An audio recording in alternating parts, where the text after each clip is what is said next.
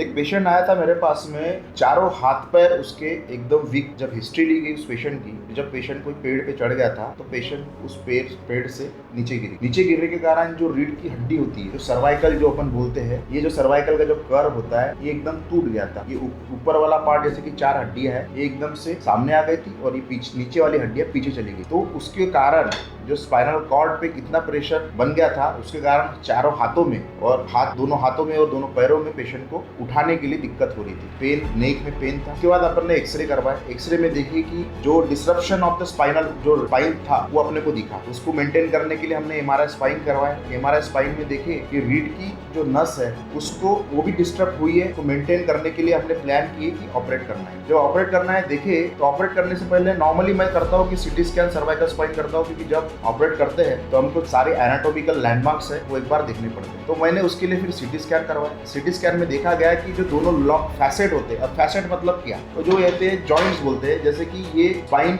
एक के ऊपर एक आ गया है, उसको बोलते हैं फैसेट। ये फैसेट्स के जो जॉइंट्स है, इसमें प्रॉब्लम ये हो गई थी कि नीचे वाला फैसेट उसके ऊपर आ गया था, तो मतलब उसको बोल सकते हैं अपन लॉक फैसेट। तो उस पेशेंट्स को बायलैटरल लॉक फैसेट, तो उसके लिए हमने प्लान किए 360 degree fusion of the spine. तो गोंदिया में पहली बार हमने स्टार्ट किया। उसको उस सर्जरी को हमको मोस्टली 8 से 10 आवर्स लगा था। स्टार्टिंग में हमने पेशेंट्स को ये किए कि एंटीरियरली सुपाइन पोजीशन पेशेंट था, एंटीरियरली गए, एंटीरियरली जाके जो स्पाइन का रिडक्शन किए, रिडक्शन करके वहां पे केज डाले और प्लेट डाले। फिर बाद में पेशेंट को प्रोन किए, मतलब उल्टा किए। उल्टा करने के बाद पोस्टरली जाके जहां पे जिस स्पाइन में जो प्रॉब्लम थी वहां पे स्क्रू बायलैटरली स्क्रू फिक्स किए और उसको फिक्स करके उधर का क्लोज कर दिए। वापस से एंटीरियरली आए और बाद में जहाँ पे चीजें वहां पे डिस्टर्ब तो नहीं और जो उसका जो कर्व है वो मेंटेन है कि नहीं वो चेक करने के लिए वो चेक किए। और बाद में पेशेंट का जो एक्सरे लिए तो उसमें जो डिस्ट्रप्शन ऑफ द स्पाइन जो पहले ऑपरेशन के पहले था वो एकदम भी क्लियर हो गया। बाद में अपन ने स्पाइन वो सीन वगैरह क्लोज करके पेशेंट को वेंटिलेटर पे 1 या 2 दिन रखे। उसके बाद पेशेंट चारों हाथ पैर मूवमेंट मेरे को दिखी और बाद में 6 महीने के बाद देखते हम उस पेशेंट को, तो हमारे पास में ओपीडी में वो चलते हुए। तो ये